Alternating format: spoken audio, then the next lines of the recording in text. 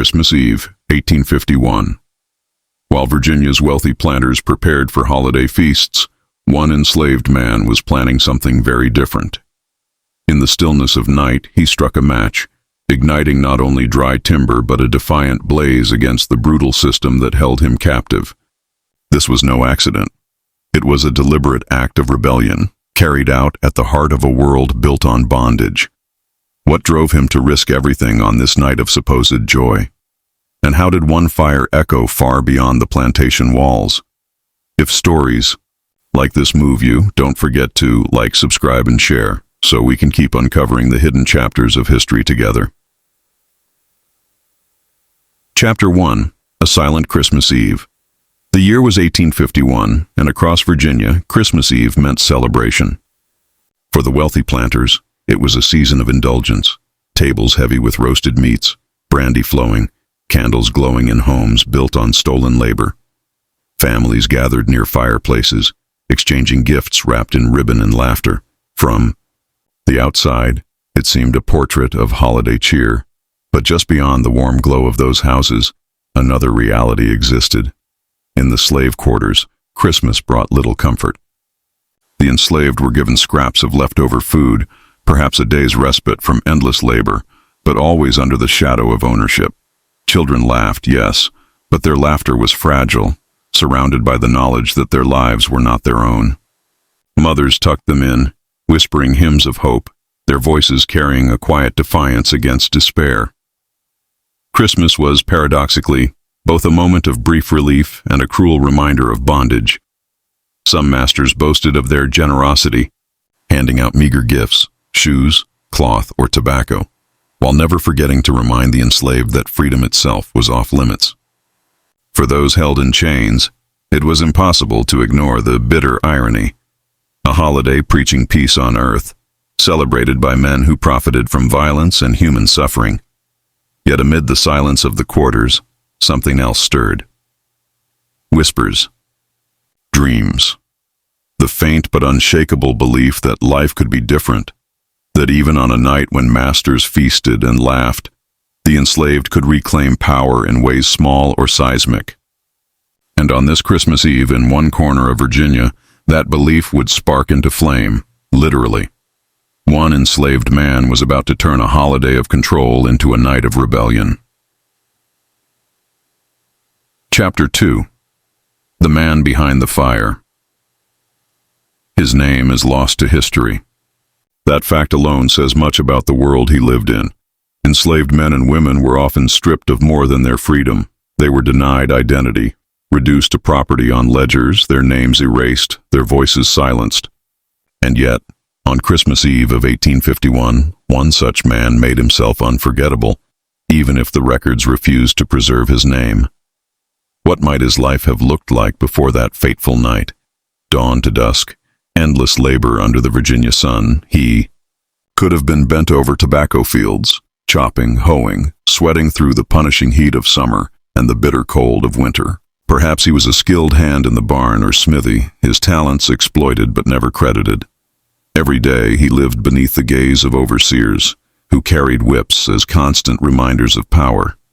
But beyond the work, there were fleeting glimpses of humanity, stolen moments with family, fragments of songs carried from Africa, stories told in whispers after dark. In those quiet moments, the enslaved held on to pieces of themselves that no master could truly own. It was in these spaces, in the flicker of firelight within a cramped cabin, that resistance began to take shape. Not always in shouts, but in silence, in thought, in resolve. We cannot know the precise spark that lit his determination. Was it the cruelty of a whip, the sale of a loved one, or simply the crushing weight of living another day as someone else's property? Whatever it was, by Christmas Eve, he was ready. He would take action that risked not only his life, but also the wrath of an entire system designed to crush rebellion. In anonymity, he found defiance. In fire, he sought freedom. Chapter 3. Shadows of Resistance. The fire on Christmas Eve did not ignite in a vacuum. For decades, indeed centuries, enslaved people had been resisting bondage in ways both bold and quiet. Every act, no matter how small, carried weight. It was resistance in its purest form, survival. Sometimes it was open defiance. Nat Turner's rebellion in 1831 still haunted Virginia's white population. Turner and his followers had risen with machetes and guns, leaving dozens of planters dead before being crushed with brutal vengeance. For enslavers, the memory lingered like a scar. For the enslaved, it was proof that rebellion, though dangerous, was possible. But resistance wasn't always bloodshed. It lived in the daily choices that masters often dismissed as laziness, slowing down work, breaking tools, accidentally, feigning illness to steal a few hours of rest. It thrived in secret gatherings where spirituals carried double meanings, songs that sounded like prayers but mapped the path to escape. It pulsed through networks like the Underground Railroad, where enslaved men and women risked everything to flee northward, guided by the North Star or safe houses hidden in plain sight. Each act, whether small sabotage or large-scale revolt, chipped away at the illusion that slavery was unshakable. For the enslaved man who chose fire as his weapon, these shadows of past defiance must have loomed large. He would have heard stories, whispered warnings, yes, but also whispered hope, that enslaved people had always found ways to push back. And on a night when masters toasted their wealth and sang hymns of joy, he too decided to write himself into that long tradition. Not with words carved in paper, but with flames carved into the night sky. His act was not isolated, it was part of a continuum, a rebellion carried across generations, glowing like embers waiting for their moment to burn. Chapter 4. Planning. In secret to rebel under slavery was to plot under constant surveillance. Every movement, every whisper risked discovery. Overseers prowled by day, and at night, even in the cramped slave quarters, informants, sometimes forced, sometimes fearful, could betray a word out of place. And yet somehow this man carried his plan within him, guarding it like an ember hidden beneath ash. How does one prepare to set a plantation aflame without tools, without privacy, without even the luxury of open speech? Perhaps it began with observation. He would have studied the layout of the estate, the wooden structures, the barns filled with dry fodder, the places where fire would spread fastest. He might have noted when the masters were most distracted, Christmas Eve, when rum dulled their senses, when laughter drowned out suspicion. Preparation would not have required grand supplies. A flint, a candle stub, a pocket of dry tinder, humble objects but dangerous in the right hands. What mattered more was courage. To strike a flame was easy. To do so, knowing it might cost you your life, was something else entirely. And still, he moved forward. Each day he kept his resolve hidden beneath a mask of obedience. He worked, he bowed his head, he answered when called, outwardly compliant, inwardly burning. In those moments, secrecy itself became resistance.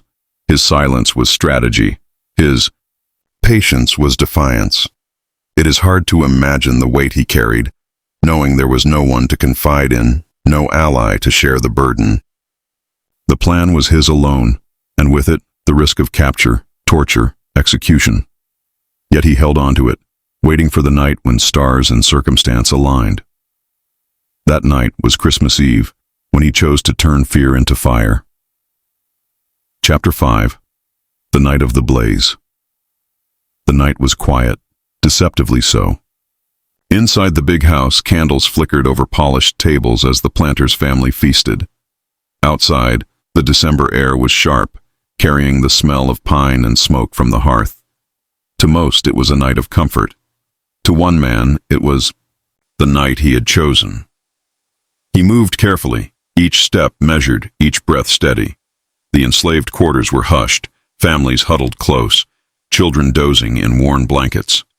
Somewhere in the darkness, he slipped away. No one stopped him. No one even noticed. Perhaps they dared not. Secrecy was survival. In his hand, or maybe hidden in his clothes, he carried the means of rebellion.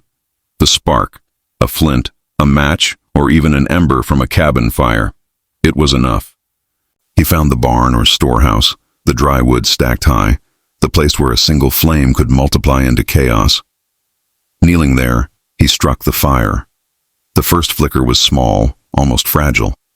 But within moments, it grew, licking upward, feeding on timber and hay. The air thickened with smoke. Then came the crackle, then the roar. Flames burst into the night, leaping higher, hungrier, impossible to contain. Panic spread as quickly as the fire. The planter's family rushed outside. Faces lit orange by the inferno. Shouts erupted, buckets flew, but the blaze was merciless. Horses screamed in their stalls, dogs barked wildly, the night sky glowed red. In the quarters, enslaved men and women watched in silence, or perhaps in awe, knowing what had been done, though few would dare to say it aloud. On that Christmas Eve, while hymns of peace filled churches across Virginia, one man's fire declared war. He had transformed the tools of his oppression into a weapon, and in doing so carved his defiance into the night itself. Chapter 6. Plantation in flames, the fire spread with a fury no bucket brigade could tame.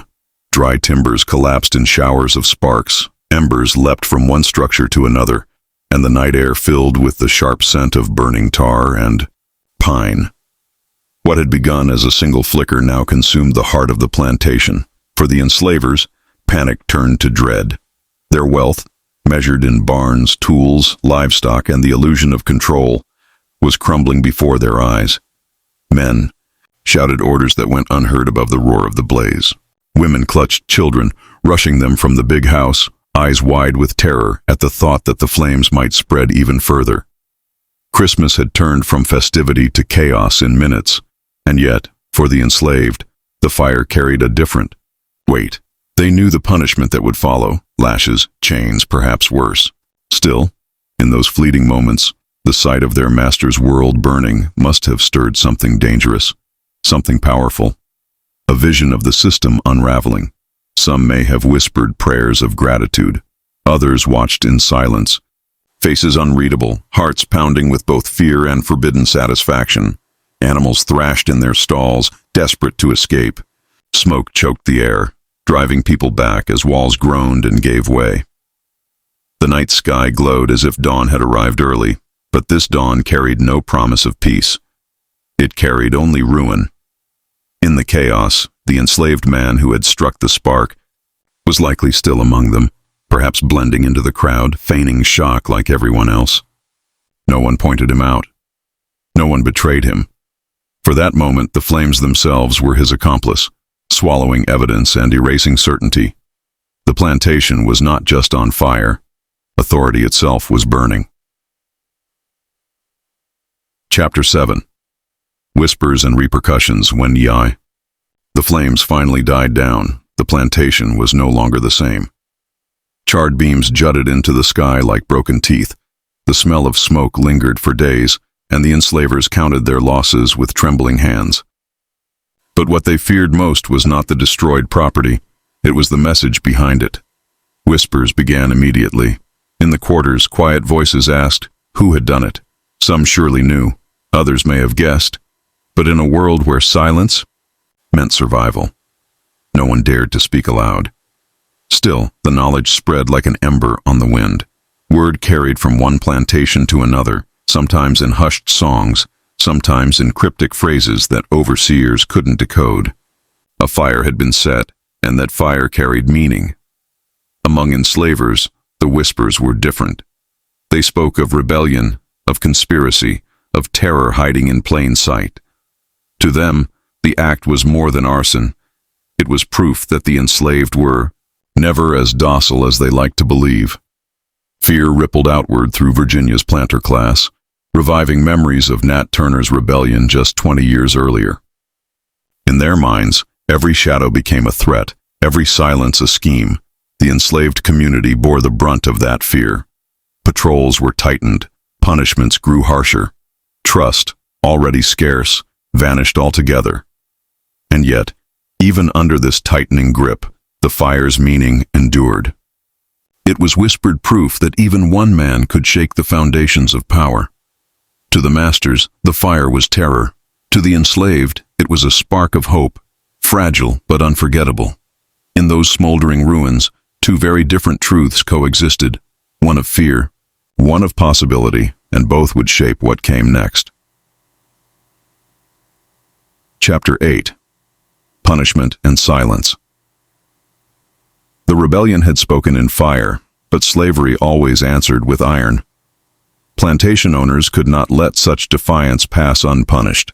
To them, punishment was not only retribution, it was theater, a warning to every enslaved man, woman, and child who might dare to dream of freedom. The historical record is silent about what exactly happened to the man who lit the blaze. That silence, however, tells its own story. Enslavers rarely preserved the names of rebels. They were erased deliberately, their defiance buried beneath fear of contagion. Yet we can imagine the likely fate, because history repeats itself in grim patterns. Those accused of arson were whipped until skin split, chained in iron collars, or dragged before courts where their testimony meant nothing. Some were executed swiftly. Others were left as examples, lynched, burned, or broken, so that no one else would dare. For the enslaved community, the punishment was collective. Curfews tightened, patrols multiplied, suspicion poisoned daily life. A simple gathering at night could draw violence. A laugh at the wrong moment could be misread as mockery. Silence became both shield and prison. The people knew what had happened, but they also knew the price of speaking it aloud. And so, his name disappeared. The fire lived on in whispers, but the man behind it was reduced to a shadow, another erased figure in the long ledger of resistance. This was how slavery maintained itself, not just through chains and whips, but through silence, through the deliberate smothering of memory. Yet erasure is never complete. Every time the story was whispered, every time someone remembered that Christmas Eve blaze, the man's defiance survived, faint, flickering, but alive. His silence was forced, but his fire refused to die.